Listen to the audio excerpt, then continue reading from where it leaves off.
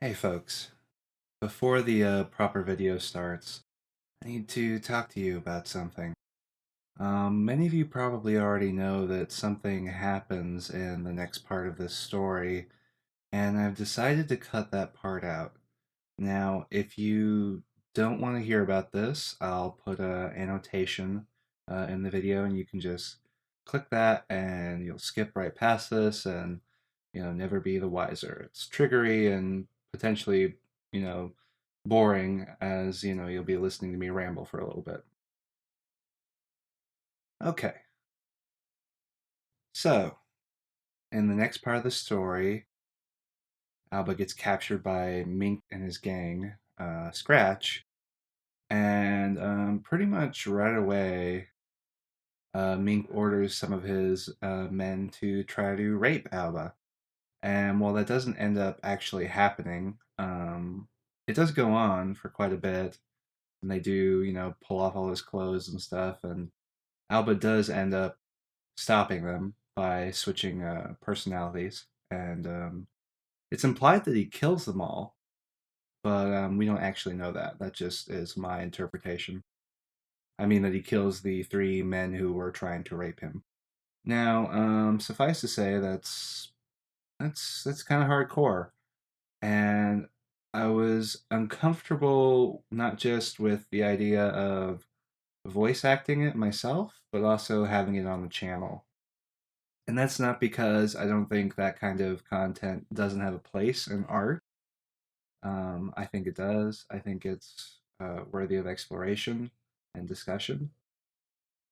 However, I want the channel to be a place where you can come to watch videos that'll make you happy, that you never have to worry about one of my videos bumming you out, and that's kind of a bummer. That's a pretty big bummer, actually. So we're just gonna skip that, and what I've described. In case you aren't familiar with the story, you're one of those people who's watching this blind as I play it blind. After that, Alba he wakes up. He's in a room, gets assaulted again by another person who's mesmerized by his voice. He was one of the people who frequently called Junksha Peiban. And then Mink drags him out, kicks that guy's ass, and he, strong arms Alba into a deal. And then they, leave. Actually, no. Then Alba calls Kojaku, and then Mink and Alba leave. And that's where this episode will pick up. So, yeah, I hope you guys understand my reasoning, and yeah, try to enjoy the video. Thanks for listening.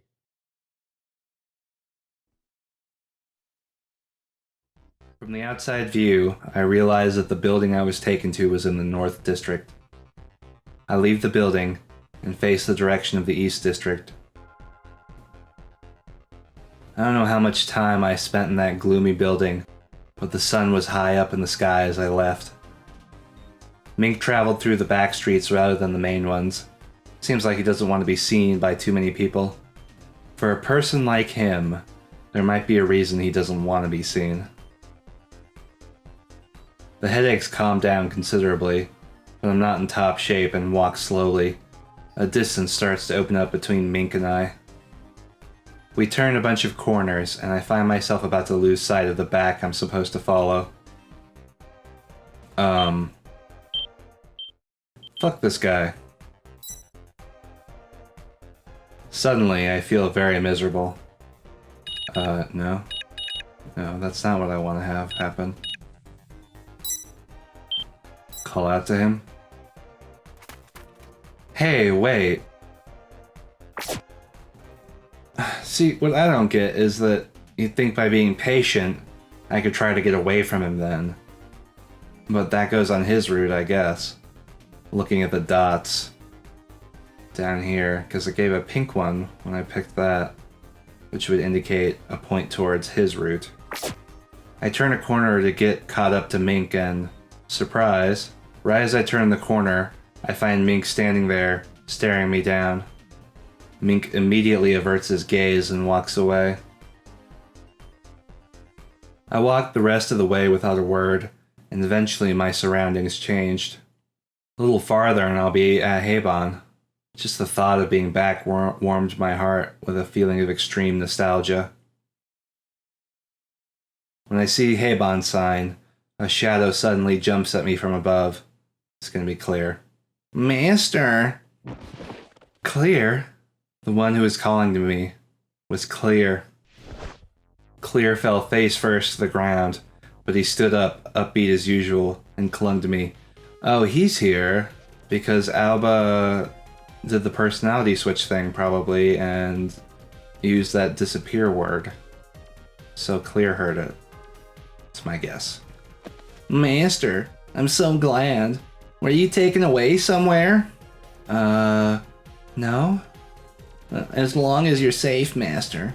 Last night I heard your voice from far away, and I got worried. Called it. My voice? Yeah. Last night. That's when I was taken to that building by Mink. I mean, I was gonna try to do Noise's route, so I guess I shouldn't. I mean, I'm guessing, like, if you pick this one, it goes on Clear's route. Point towards him. So we'll hurry inside. Sorry, Clear.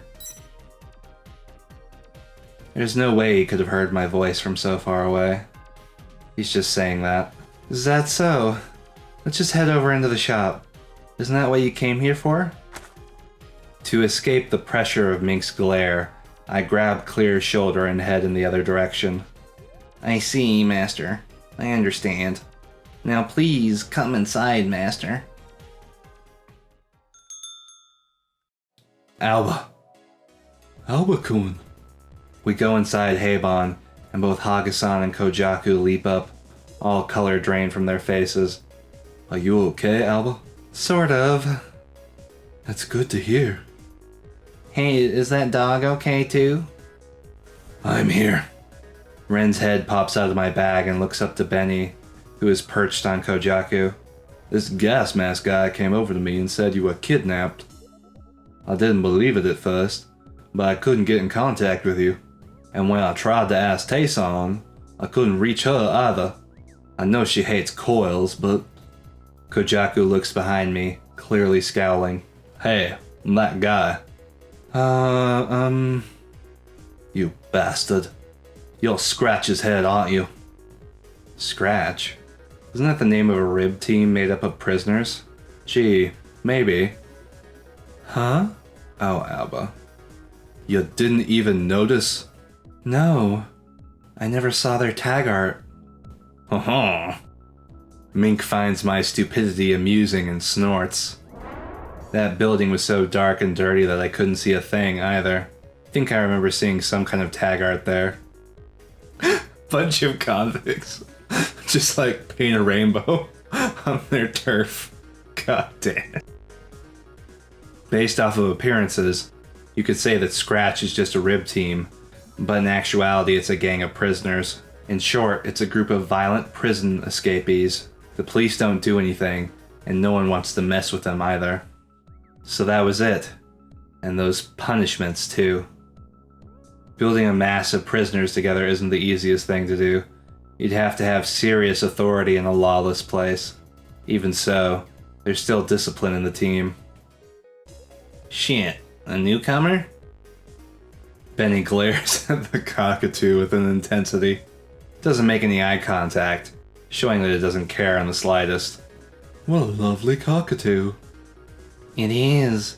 It's a beautiful cockatoo. Heh. Don't be fooled. He's a bitch, I can tell. Damn, Benny. Damn. You're quite a noisy fellow. How about you replace that nasty habit of banter with singing instead?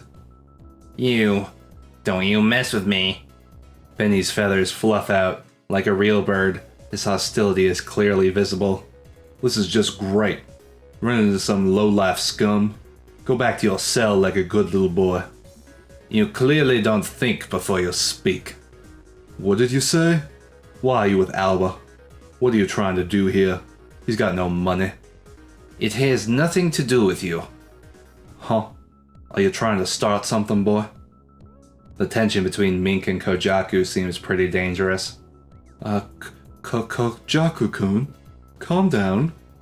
Now, let's just go inside. This is the entrance anyway. Kojaku glares at Mink and clicks his tongue.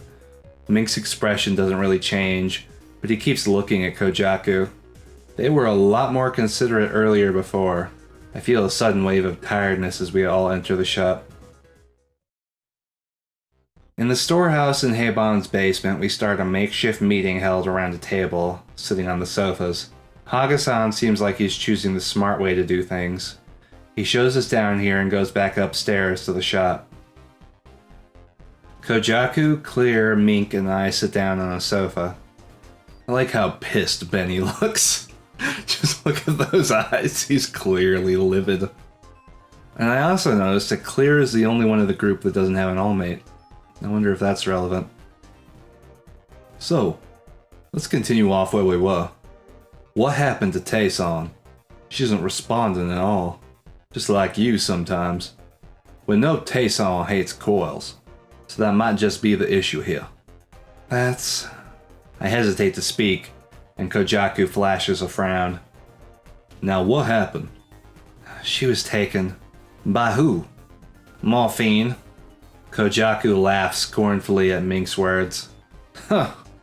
Hey now, don't try to pull my leg here. Morphine?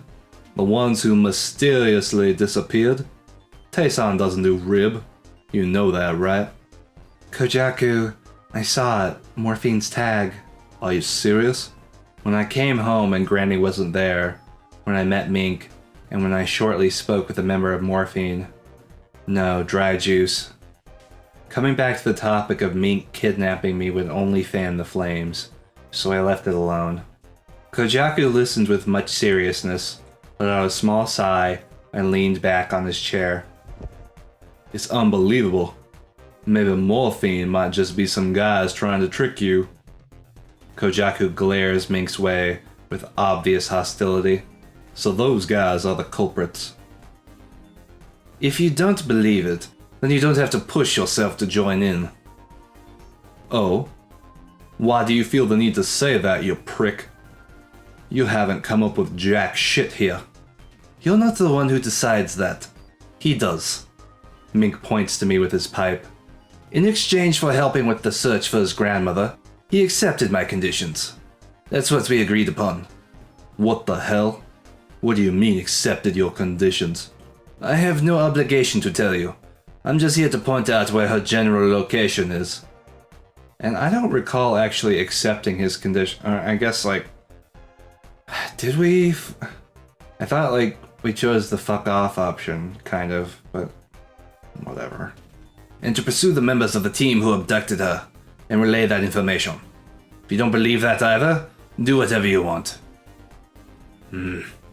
Kojaku looks at me. What's with his eyes? It's as if they're asking me questions. I already decided on this. I can understand Kojaku's anxieties and doubts all too well. It's not like I trust Mink in the least either. But no one else knows where Granny could be. I don't know if blindly searching would work at all. All I can do is take a bet on him. Kojaku, I want to save Granny. I can't think of any other way. Please help me with this. Alba. Kojaku's anger gradually fades from his face, and his eyes gain a spark to them. I got it. That's all you have to say. I'm not sold, but I'll just have to trust you. Thanks. I don't mind it if it's for you, Alba.